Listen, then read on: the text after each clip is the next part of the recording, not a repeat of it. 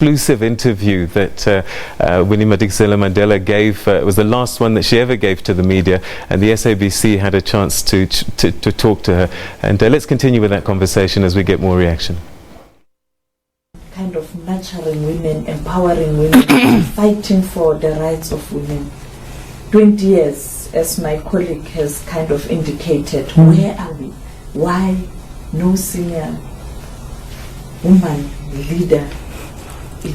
I think there has been a deliberate stifling of the growth of the leadership.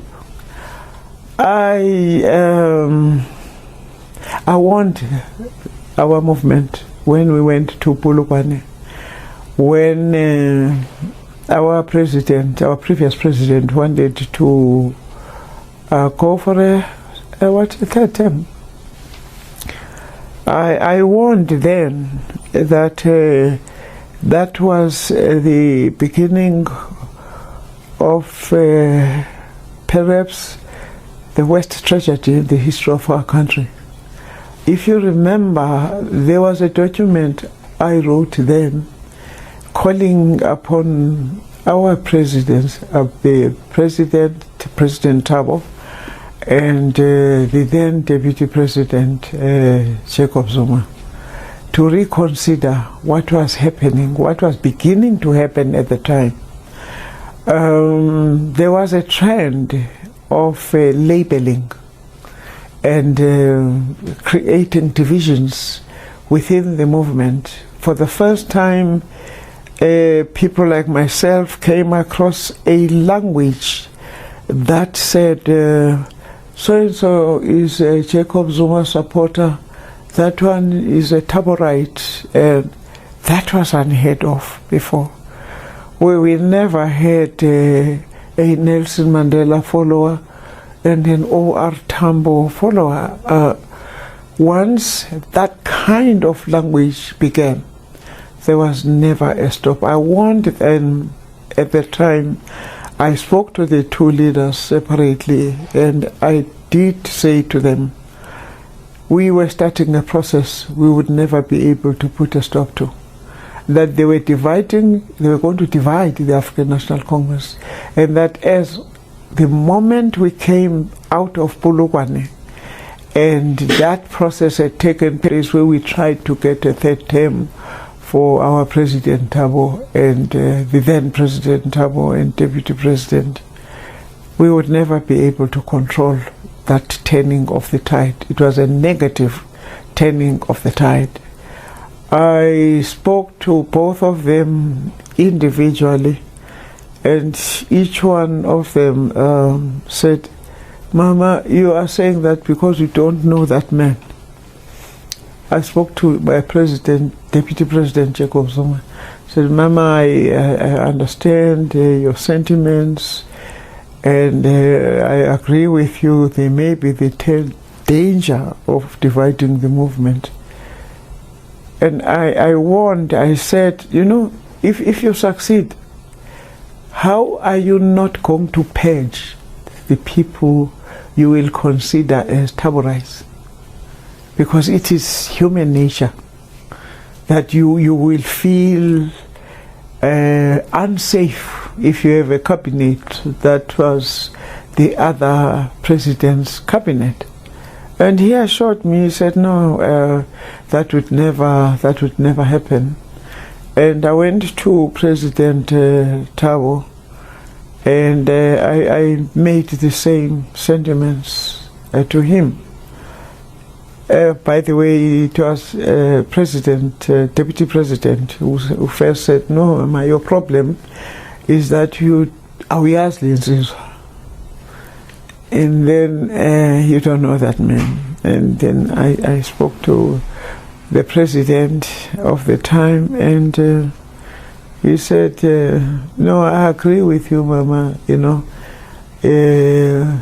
Normally in the line of things, it may sound plausible what you are saying, but then how Yaslins, you don't know that man. I said, is there something we don't know?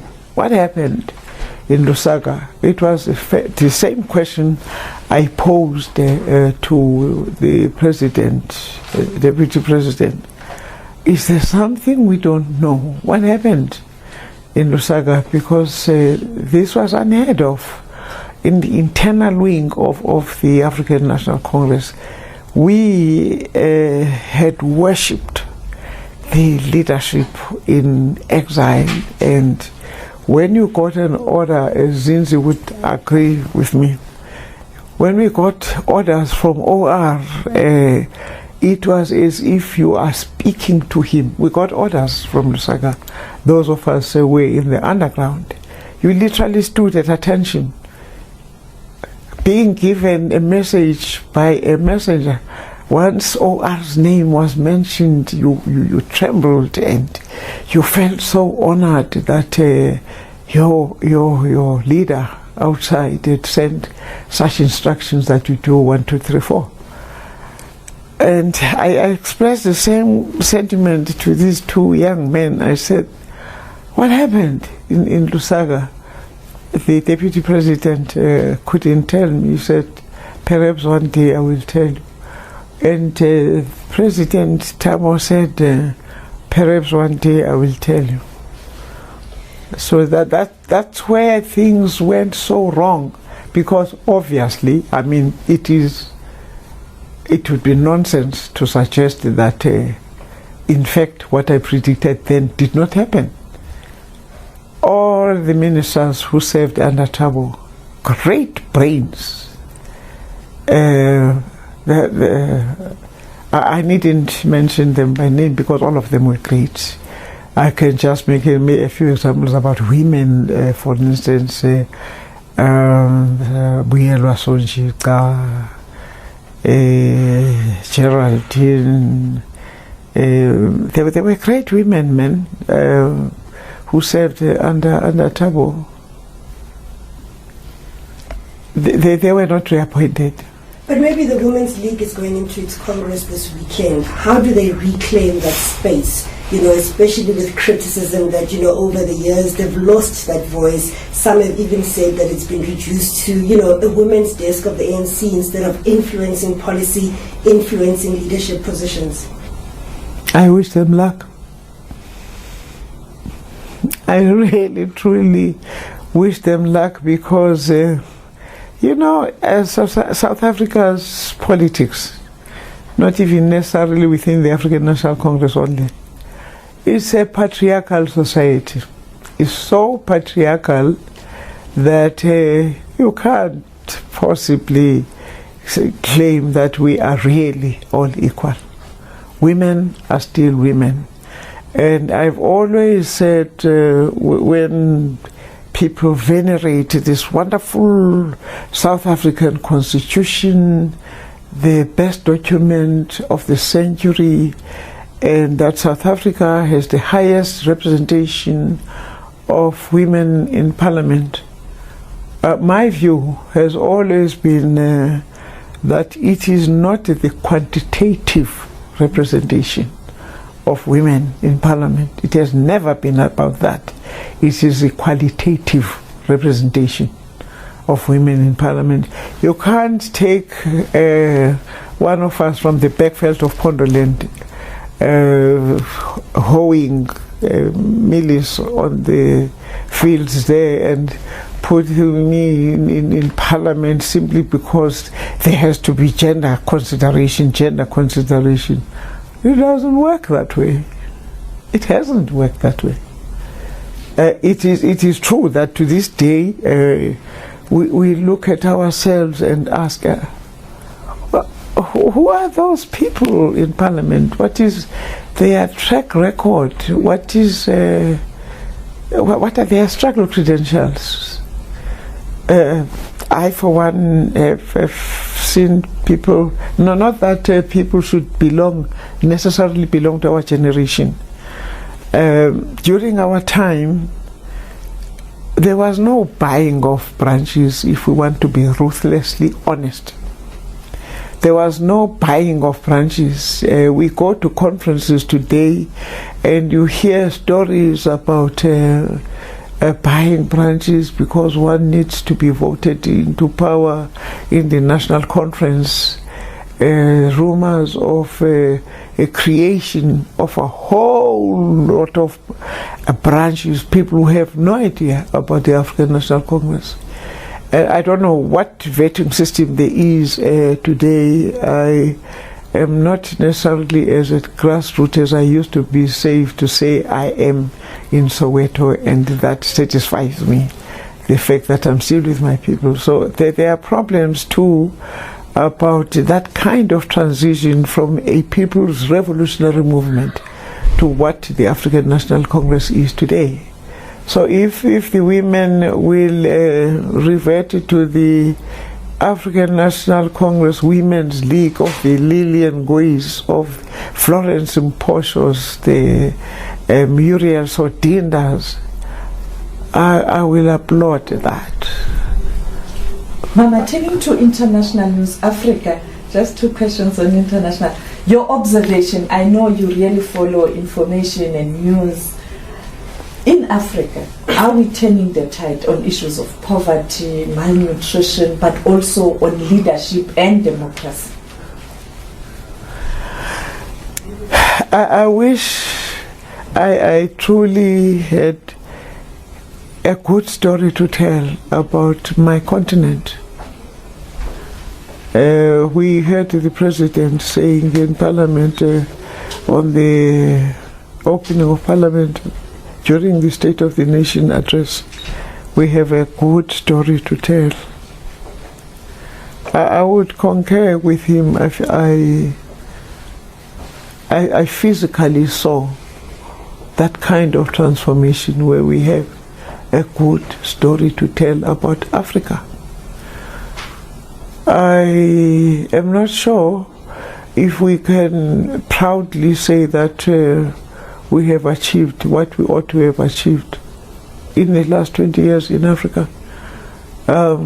Why would there be Boko Haram?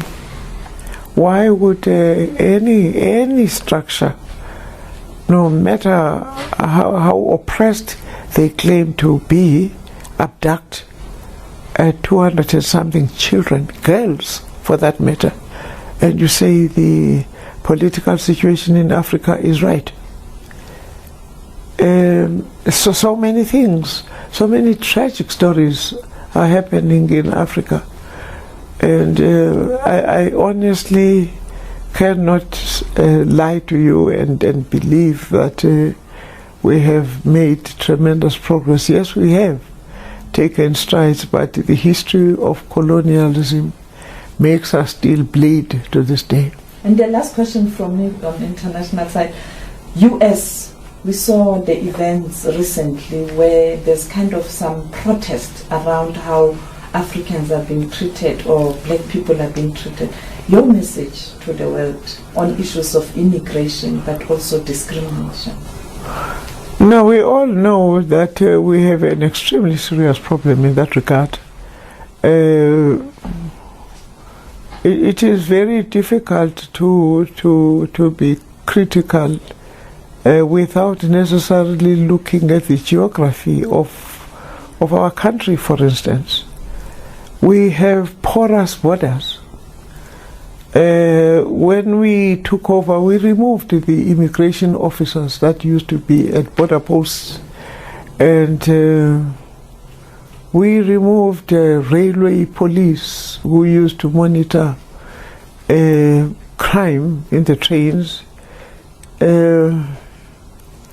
I honestly cannot vouch and say that we have an immediate answer at the moment, because a few years back we had an outbreak of xenophobia in South Africa that was unexplainable, and I think it is the worst tragedy that we are so narrow that we reduce xenophobia to black people.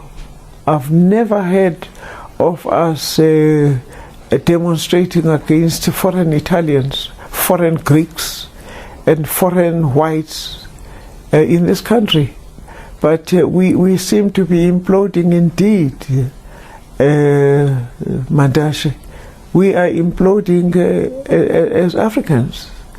Because why is it that now and again you will hear that Somalis are being killed and their shops are vandalized because, oh no, they are providing cheap employment and they are selling cheaper goods, and these people fled from their countries because of the political climate, whatever it is. We don't necessarily know what makes anyone pack their bags and come to South Africa, but it is always for a political reason, although of course we have lots of criminals who also take advantage of that fact. It becomes a problem to actually make pronouncements and say that it is all okay. It's not.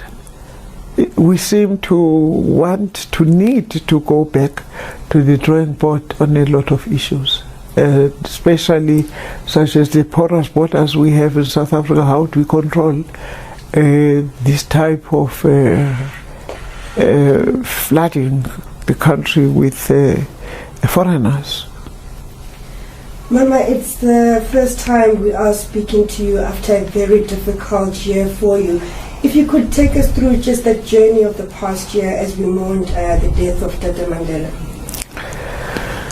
Well, I think death is difficult for any family, but it was particularly difficult for my children and the family because of that status, not only politically, traditionally as well. It's been an extremely painful journey. It was not easy, and I felt particularly sorry for all my children, including children of the first marriage, Katata. The rituals we had to follow at least satisfied us in the sense that you felt, well, we have mourned him, and it was also a period of letting our young people understand our culture and showing them how to respect our culture, because I believe when it comes to the question of death, we do go back to our tribal backgrounds, and because we are defined by our culture. For instance, here in my home, the children had to mourn until March, when we then went home to burn the buttons, the black buttons. And at that point, I also, to teach the young ones what culture is all about, I also went to my home, my traditional home in Ponoland, and attended a ceremony which is referred to as turning the duke, the scarf on your head. When you first mourn for the father of the children, you tie it on the left side. You make a knot at the side, and it is a black fabric referred to as ikia, and you see by the white thin lines that is the traditional one. So I went home for it to be turned so that I could tie it here. Traditionally, that ceremony was done, and during that whole period, you cannot go beheaded in public until we complete a whole year. So in June, on the 14th, and for a horrible coincidence, that was the day I got married in 1958, on the 14th of June. And I don't know why God does these things sometimes anyway. That was the day we went to take off the black clothes, and they are banned by the elders. But that is not the end of mourning the father of your children in my tradition. So after that, I then wore the African German print for the rest of the year until the 5th of December. And during all that time, you do not go bareheaded at all. In the homestead of your late husband, there are various beliefs that if you disobey the traditions, certain things happen to you in future. So besides the fact that in any case, whenever you are at your in-laws, no matter how old or young you are, if you are married into that home traditionally, you never ever go bareheaded. On the 5th of December, as you would know, and I feel just so sorry for my children, that private ceremony of finally taking off izila, as we call it in our language, mourning, if you may.